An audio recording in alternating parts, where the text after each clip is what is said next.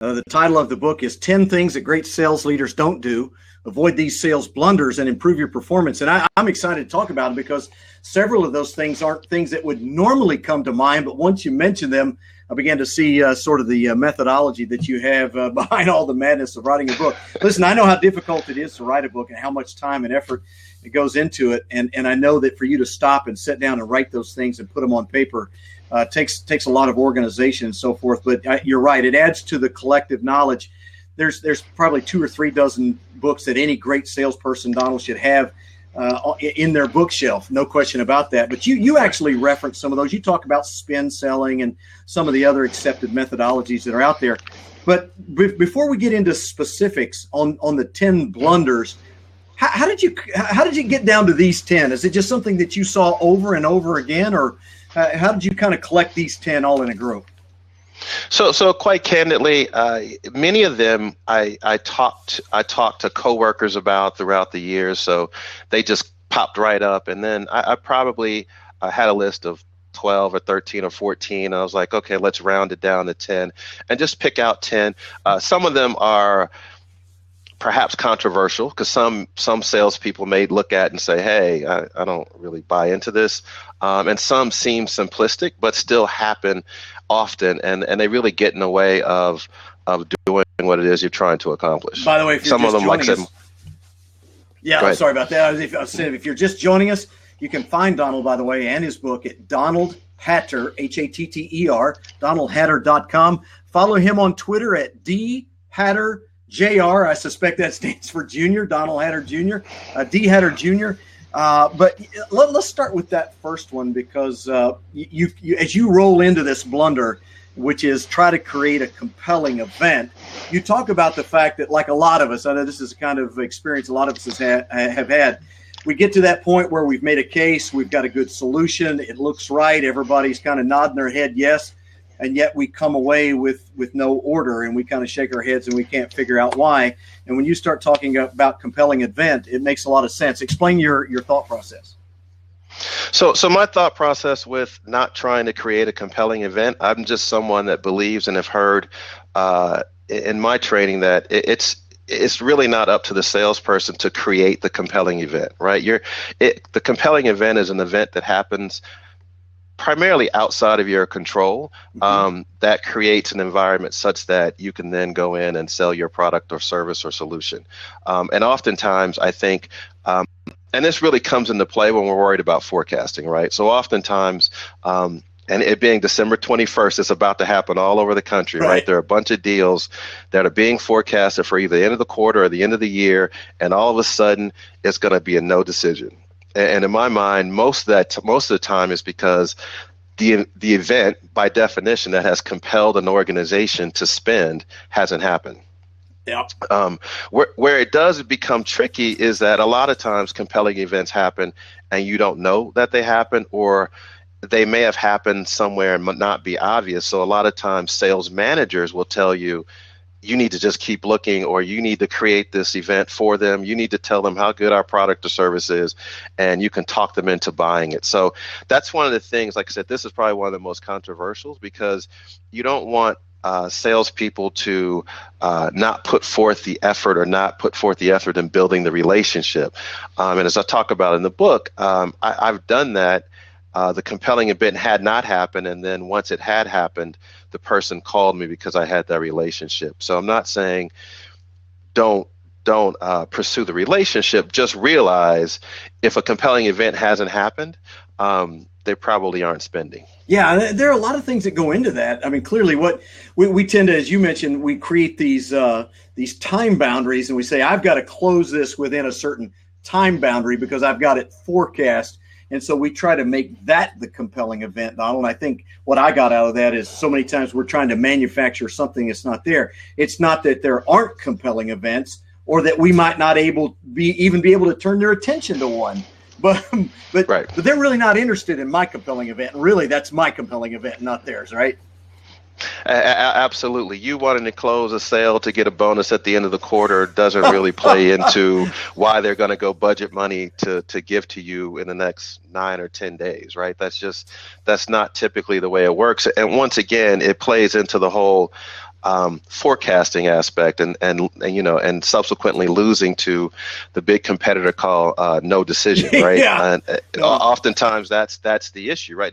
Nothing has happened to compel them to spend. Absolutely. I love that. I love that. The competitor called no decision. Yeah.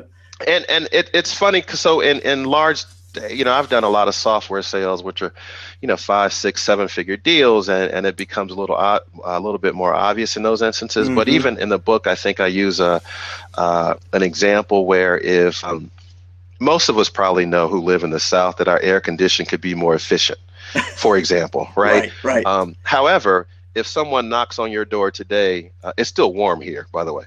Yeah, you're someone in knocks on your door today and says, hey, they give you these brochures and they say, hey, I got this brand new air conditioner, and if you buy it, you're going to save X amount. Like, do all the things that we say make sense, right?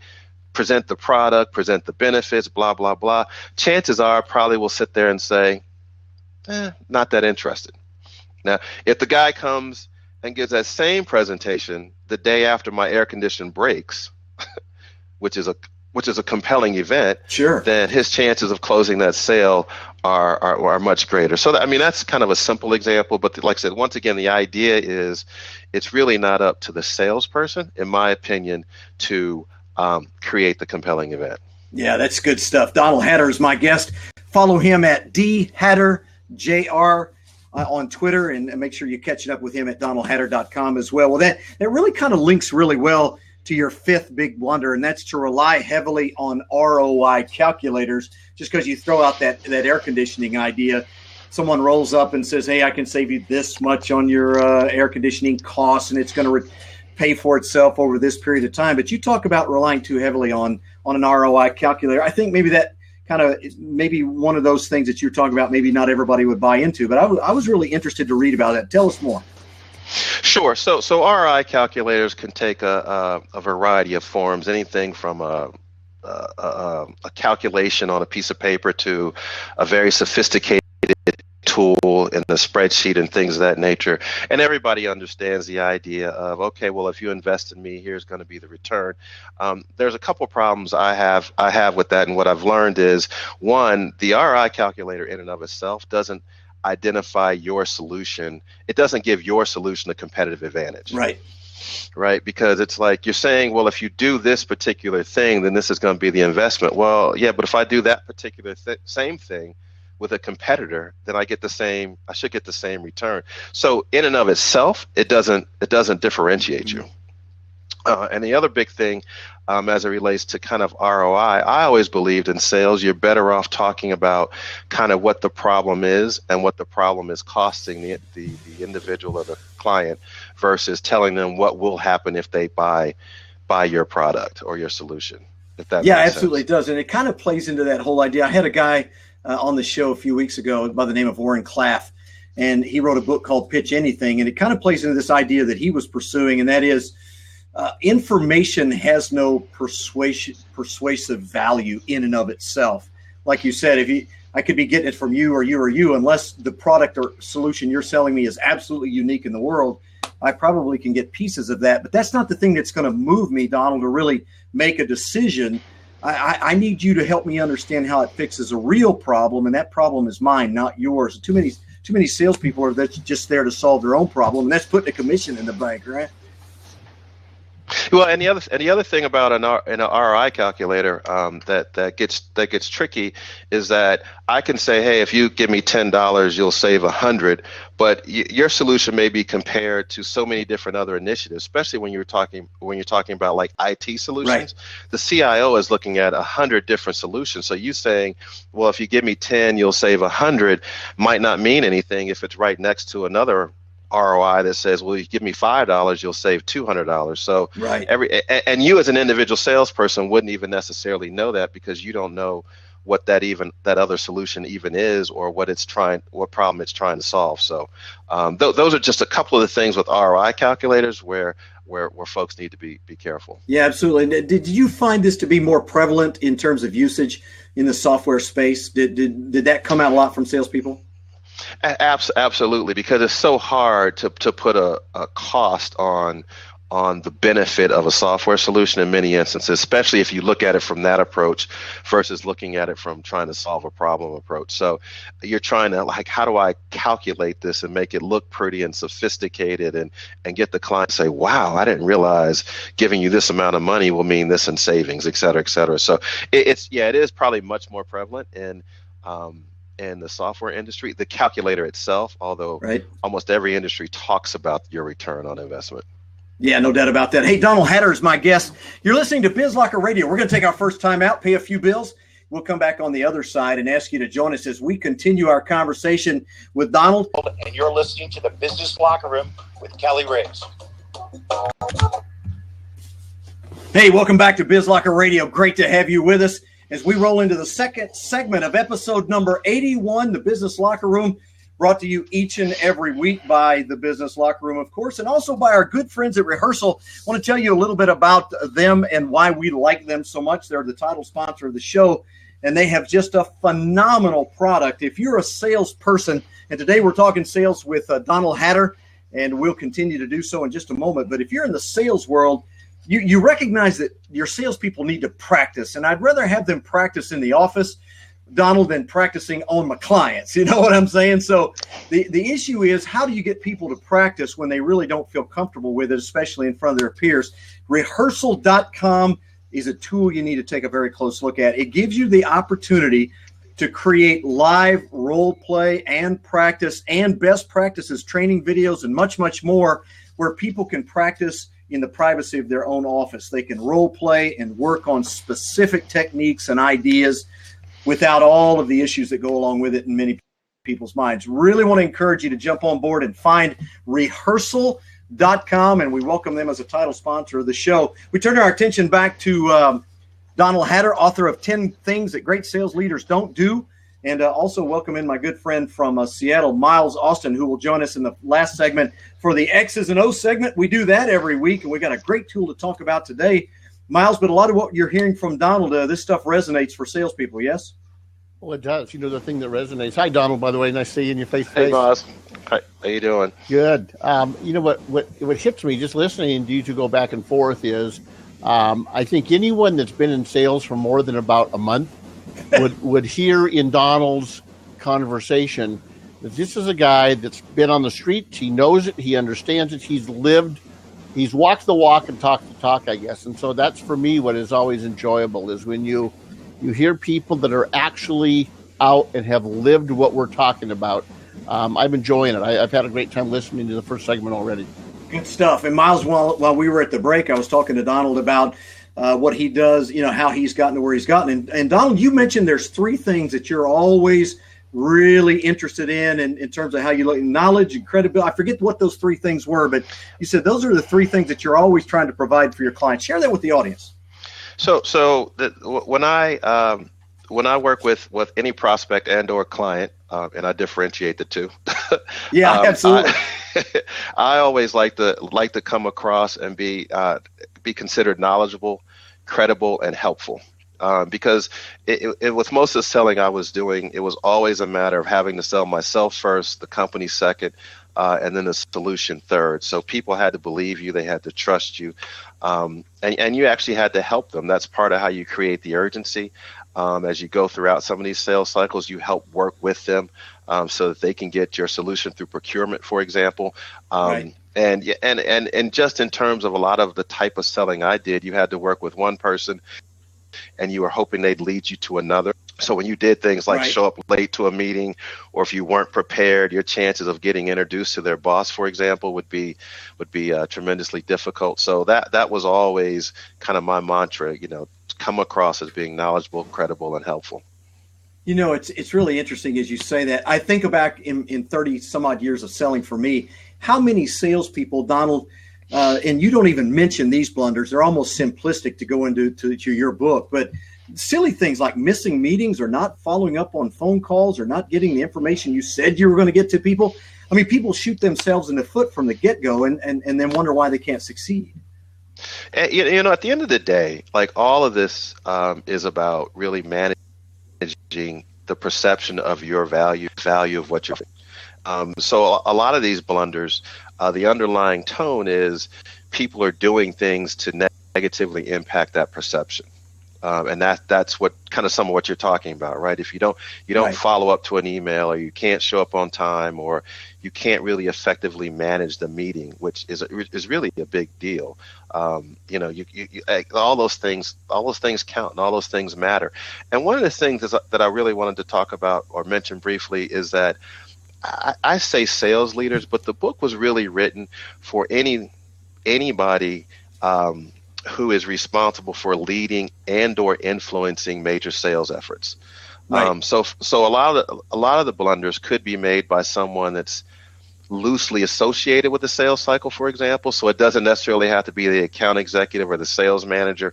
I mean, I talk about an example where we had $1 million deal on the table, and a product marketing person came and let the major business owner go to sleep because she was talking about something that was completely irrelevant, and the guy literally fell asleep in the meeting, and it was like, oh my gosh.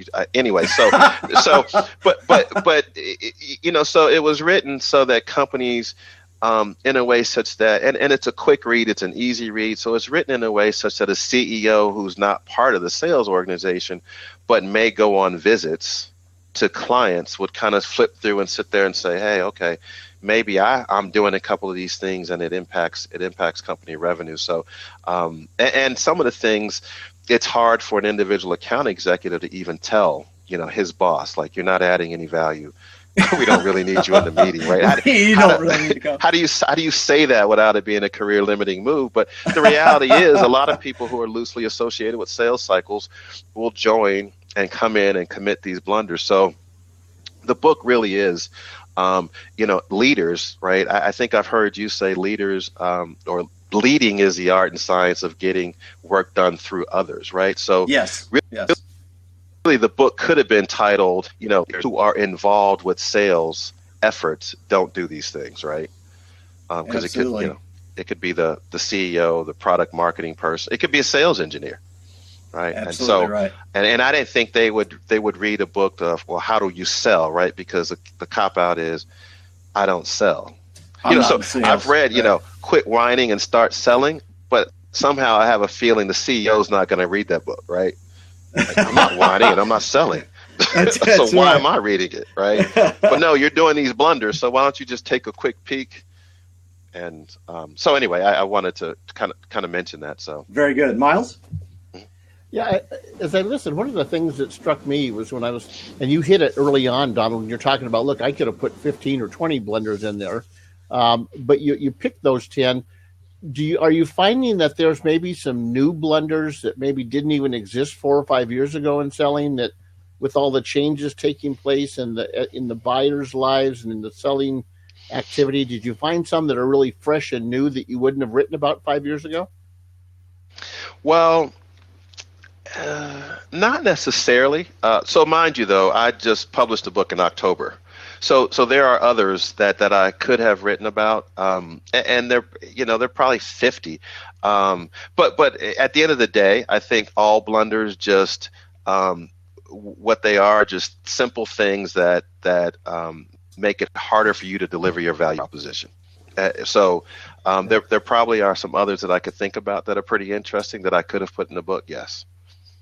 Well, social media has clearly changed the landscape quite a bit and how we deal with prospects and so forth. One of the things that you brought up, one of the big blunders, was spending time with the wrong prospects. And I think that's kind of one of those blunders that transcends everything. We just see salespeople tend to take the path of least resistance, and sometimes they figure out they're not even dealing with somebody that can sell, that can buy something from them. What caused you to choose that one? I think that's pretty important, only because a lot of times when we're managing sales teams, for example, we get really caught up into metrics, right? How many calls did you make? How many presentations did you make? How many people did you see? And it's really never and we think if we increase the quantity, we're going to increase the quality. And that's just a big misnomer, right? Just because I speak to 10 people versus 20 people, it doesn't mean that the extra 10 are going to be valuable. Right. And oftentimes what we talk about and what we see are like the top sellers in an organization aren't the most active.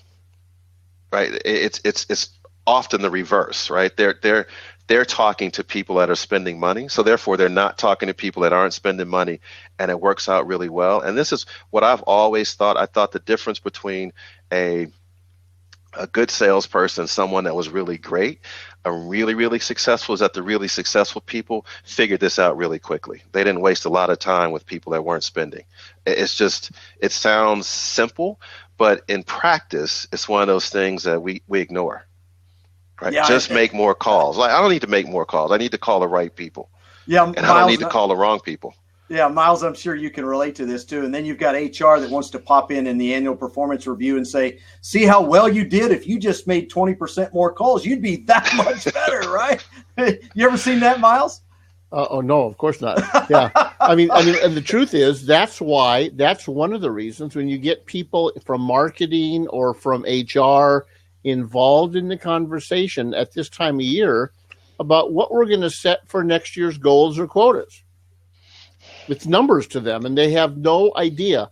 I always laugh because to me, it's usually the first indication that the person that's setting these goals has no clue what they're talking about. If that's the approach, is all numbers, as Donald pointed out. Hey, if you're just joining us on Blab, thanks for joining us here because it's great to have you live on Blab. We're, of course, live on Voice America as well. And you can always find the podcast at bizlockerradio.com after the fact, so you can listen, you can watch, whatever works for you, and you can do like I do. I download I subscribe to iTunes, download it, and listen to it on my daily commute on Bluetooth off of my iPhone. So that works out really well for me. Donald, one of the things that I really, I got to tell you, one of the blunders that I really wanted to talk about was number 8. Let others control meetings. I really found that one to be interesting and compelling, and probably not one of the first that I would have come up with in terms of ideas. But I just love what you had to write about that. Tell us more about that one. So a lot of times when you sell to, and I think this is more relevant, the larger the company you're dealing with, the larger the prospect. So when you're selling to, or when I was selling to a lot of these Fortune 500 companies, and you essentially had to meet with 20 different people before they gave you whatever money it is you were asking for, your ability to get through to all of those people in large part was dictated based upon how you did in each meeting. Mm-hmm. So if you showed up and you made the client feel like he's really on top of it, it's easier for me to invite him back to tell the story than it is for me to run away and try and tell it myself. And the more people believed in you and the more comfortable they were with you and the more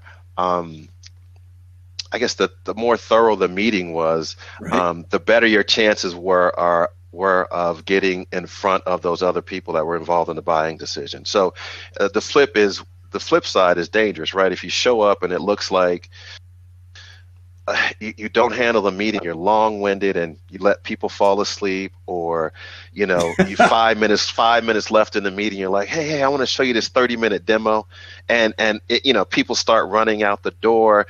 Your ability to get that next meeting just decreases. I mean, I'm confident. I have walked into organizations as the vendor in second or third place and walked out of the meeting in first place because people are like, "That's who I want to deal with." Right. Can you come back and if you do it correctly, you'll start scheduling the next meeting in the meeting. Yes, absolutely right. Right. It's like, hey, well, can you come back and meet with our general counsel? Oh, sure. Let's go ahead and schedule that now. So once again, there's ways to handle the meeting, and there's little things that you can do. And I'm one of those people that goes overboard, right? So I believe there's certain places that you sit in a meeting. There's certain times that you show up. You want to be early, but you don't want to be too early such that you interrupt the person's prior meeting, for example. So there's so many little things that you really, really can do to be more detail oriented such that you just come across as being more valuable to the prospect. Yeah, I love that. Tell me some of the little things that if you were counseling a brand new salesperson, they were going into their first meeting, what are some of the real critical things you'd be looking for to sort of give them some insight into how to do it better? Sure. So one, show up and be prepared. So realize if you have a meeting scheduled from 1 to 2, and you need to come in and demo some things. So you need to make sure your computer's set up. Blah blah. Don't show up at 1 o'clock and then play with the computer till 1:15 and then start the meeting because you've already lost time. Another thing, that may seem intuitive, but not everybody does it. Another No, thing that I do is I always stand up in the meeting, right? So I let people know that I'm actually in control. I'll look at my watch and I'll say, I'll confirm the time. How much time do we have? They'll say, I don't know, an hour or whatever. And you're like, okay, so whatever time they give you, you let them know, okay, that's fine. I'll make sure we go over everything we need. So it's little things like that, right? Showing up at the right time, doing the introductions correctly, standing up so that people realize you're in control, confirming the time so that they understand, hey, you're going to get through everything you need to get through, so there's no need for them to worry about it or to rush you, right? Because that's what happen a lot of times. They'll be like, I don't want to see a PowerPoint. I saw all the stuff on your website. I just want to see the technology. Right. It's like, well, and then you can't do any discovery or anything like that. And it's like, well, no, we're not really going to run the meeting that way. We're going to run it like I do this for a living. I got this down. I promise you, I know how to get through and give you all the information you need, and et cetera. So like I said, a large part of it is just letting people know that you're in control. You actually have it, right? Not that you're the boss, but you're in control of the situation. You'll disseminate all the information. You'll answer all the questions you need, and we'll leave time for action items, et cetera. So those are just some of the little things that we talk about. Good stuff. Miles? Donald, I was just going to say, that's your next book, buddy, because I agree. And it's funny because it translates into any kind of meeting, not just a face-to-face in the conference or meeting. Kelly will tell you, I do a lot of things over the web, and I can't tell you how many times 10 minutes before we go live, I've got someone calling me or texting me going, hey, how do I set this thing up, and can we do a test run, right? It's like, come on, guys, to your point, you've done it, you know what to do, get your demo correct, make sure you have your equipment ready. I've ridden with a lot of reps over the years in my career, and I think just going in with an agenda, many times they don't want to have that, what they thought was boldness, to have an agenda that they provide, because the customer is historically they're going to let the customer drive the conversation. Your guidance is really, really welcome here on this topic. Yeah, thank you. See, Kelly will tell you, I've been pinging him all day asking questions. I like to be in control. Well, hey, and we actually like that because as you know, because you're doing this today, we're live on Blab, we're live on the radio. We've got a lot of moving parts, and yet you've done it almost flawlessly in terms of what we've had some experiences in the past. So we like that. But I think your point's a good one as we get ready to take our next time out. Your point's a good one. So many salespeople think they can show up and wing it, and because they're very smart and very articulate and they can get up and tap dance really well, they think they're going to get a deal. And people can see that stuff coming a mile away, Donald, and they just hate it. Yeah, it doesn't go over well. And Miles brought up a good point. With a lot of these things in the book are really I got one.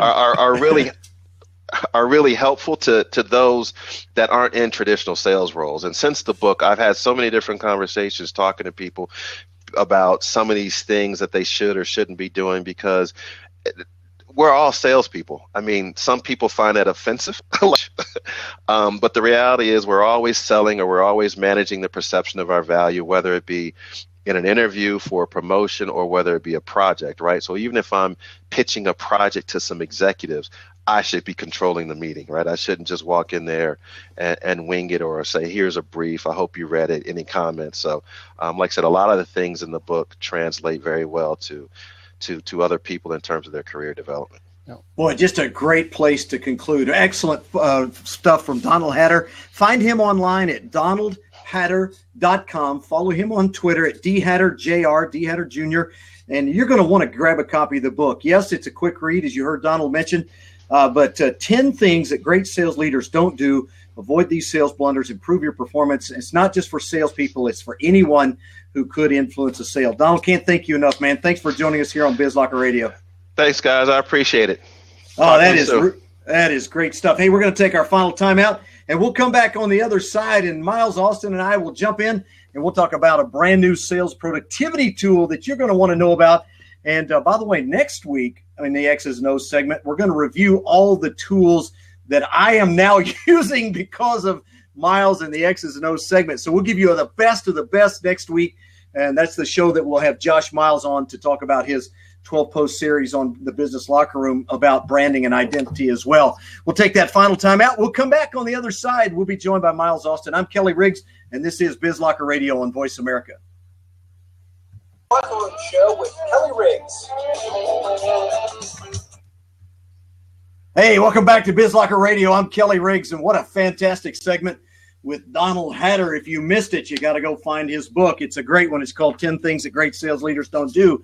The thing I really like about it is there inside of that book are 10 really good sales meetings for your sales team. So if you're looking for something to jumpstart the conversation about blunders that are impacting sales that you can actually address and get some guidance on, DonaldHatter.com is where you can find that book. Great to have you. Thanks for joining us on Blab as well. We turn our attention to the X's and O's segment.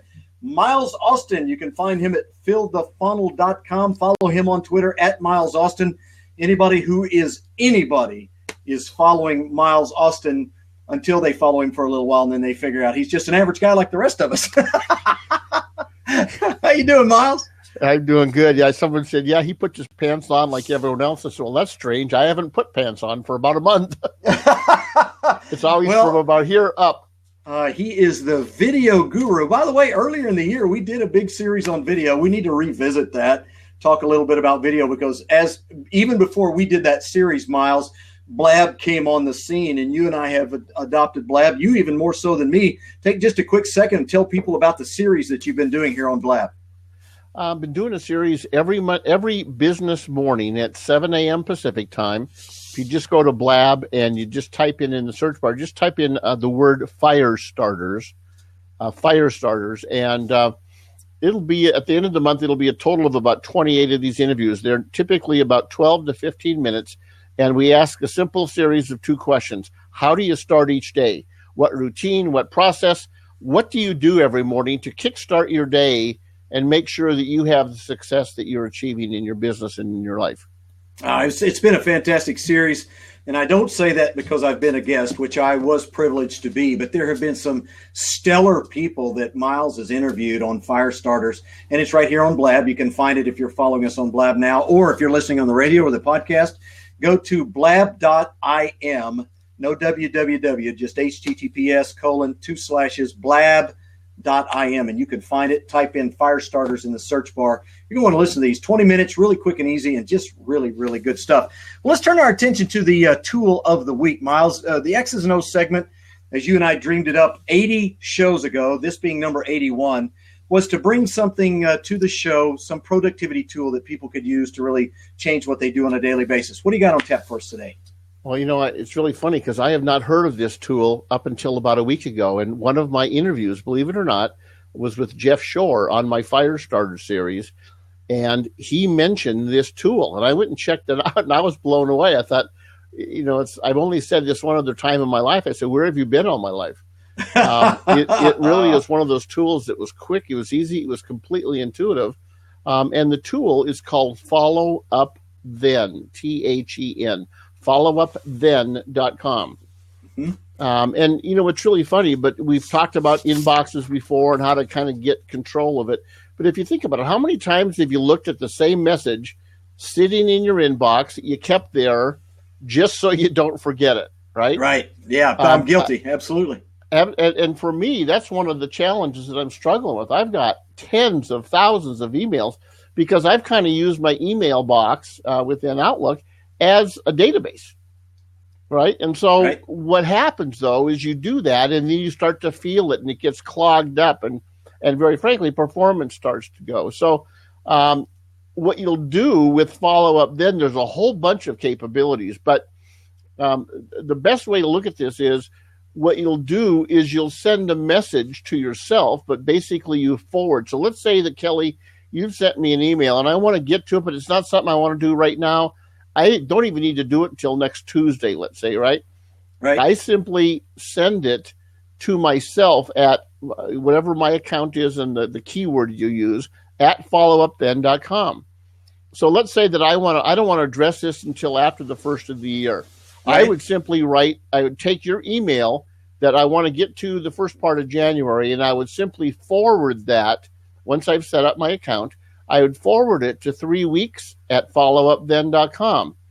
And then I'll get that mail back on Monday, January 11th, right? It's Wow. pretty phenomenal, because what it does for me, and I've just started, as I said, about a week ago, but to explore this, it's taking all of the emails out of my inbox. No, I'm not getting the old ones out of there yet. I got to do that over the holiday, hopefully. But, right? But I mean, it really gives me the ability, because, as I said, I've used my inbox almost as my to-do list, at least to drive the creation of my to-do list. Yeah, absolutely right. Miles Austin joins us as we talk X's and O's. Brand new product called followupthen.com. And let me segue for just a minute. You'll notice at the bottom part of the screen, you'll see rehearsal.com. I put that up as we change over the cameras so that you can see our title sponsor. We are huge fans of Rehearsal and what it enables us to do. And it's just one of those great tools that make you more productive. Rehearsal, by the way, is something that you can use with your salespeople. If you're in the sales business, to do live role play in a way that really makes it productive for your salespeople. Go check it out. Followupthen.com reminds me of some of the other tools we've talked about, not specifically because they're like them, but because they're those really quick helpers, Miles, that you can do something, get it out of your way, and still know that you've got control over it down the road. What I loved is I was looking at that. If I wanted to deal with it tomorrow, I could just put in 24 hours at followupthen.com and it comes back to me tomorrow, or a week or 2 weeks or whatever. So I'm afraid you're going to start using this on me when I say, hey, who's our guest in 2 weeks? And you're going to say, I'll deal with that next week. Right? Yeah. And I won't even hear from you. But it is a great way to clean up your inbox. Based on what you've done so far, have you found it to be pretty easy to implement? Absolutely so. Let me tell you, and this show is a perfect example, Kelly, where in addition to what we just talked about, you can also integrate messaging, text messaging into this same service. So let's say that, I'll use our show every week, and I've got to get on about a half an hour before we go live, right?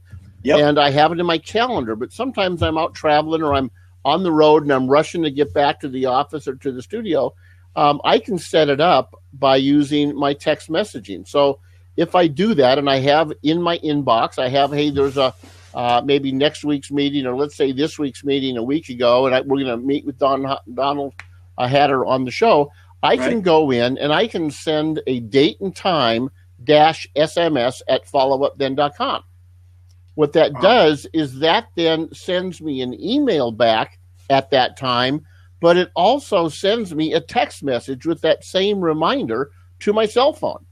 Wow. I mean, that's huge, because there's so many times, especially on a busy day, even more so when I'm out of the office and I'm running like crazy, whether it's airports or offices or commuting, whatever it might be, that text message sometimes is the thing that saves me from being embarrassed. As Donald said, you can't be late for an appointment. This helps me not be late for that appointment. Yeah, that's really good stuff. And as I'm looking at the website, followupthen.com, if you're on Blab, we've type that into the message bar so you can find it. It's being used by a lot of heavyweights out there in industry, including a lot of media outlets that are using this. It's really interesting as I look at it. But here's my question. How does it know that it's me? If I send an email like 3 days at followupthen.com because I want to get it back in 3 days, how do they know it's me? It's magic.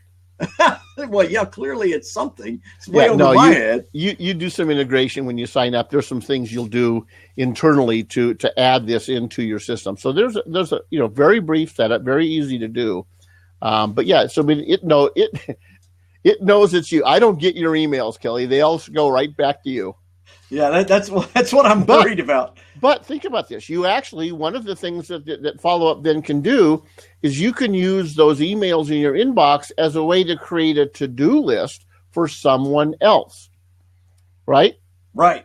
So you can use it. Let's say that you want to follow up with the prospect in 3 months. Yes, if you have CRM, some of you do. I know for a fact, a lot of you don't. Great way to do it. Send it for 3 months in advance to call this person you're doing. You can use it to track if your emails have been opened. if someone has a birthday, you can send a note and use it that way, and just say, if it's a birthday, you can say December 21st at follow up then.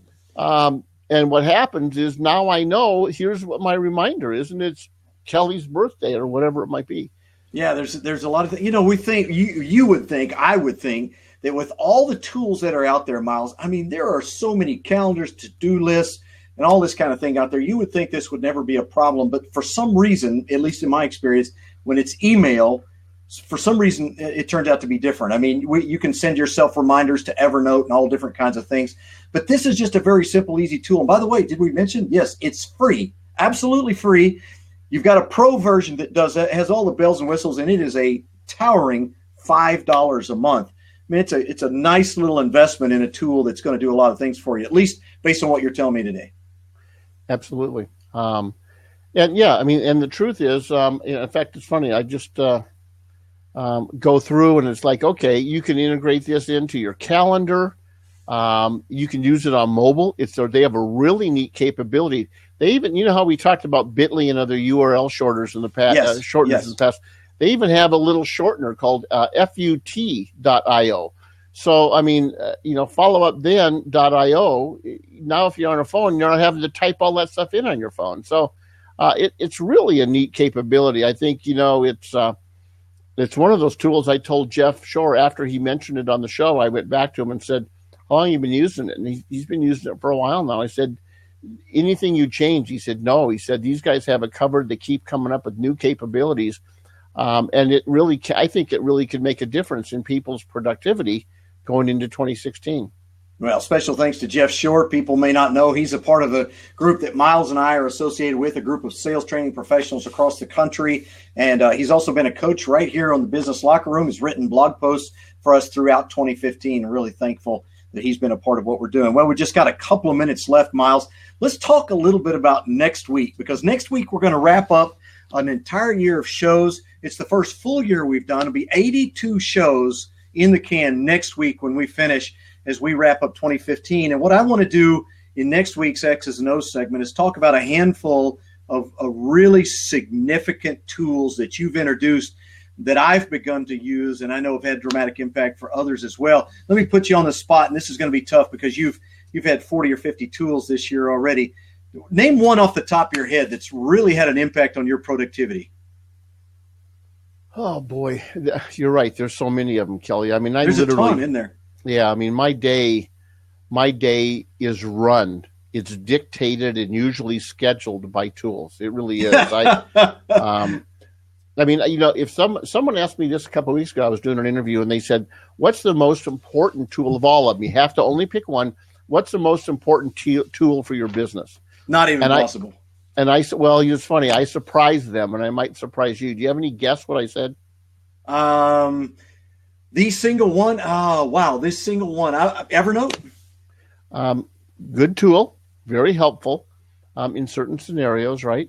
The most important tool I have in business across everything I do, social media, speaking, writing, everything, communication, newsletters, whatever it is, the number one tool I have is WordPress. I didn't even think about that one because Miles didn't introduce that one here on the show, so that one didn't even enter my deal. Hey, that's going to do it for today's show. I hate to cut that one short, but we're going to talk about it a lot more next week. Make sure you join us. Special thanks to Donald Hatter for being our guest. Find him at donaldhatter.com. And special thanks to Miles. FillTheFunnel.com. He's the Web Tools guy. They call him that for a reason.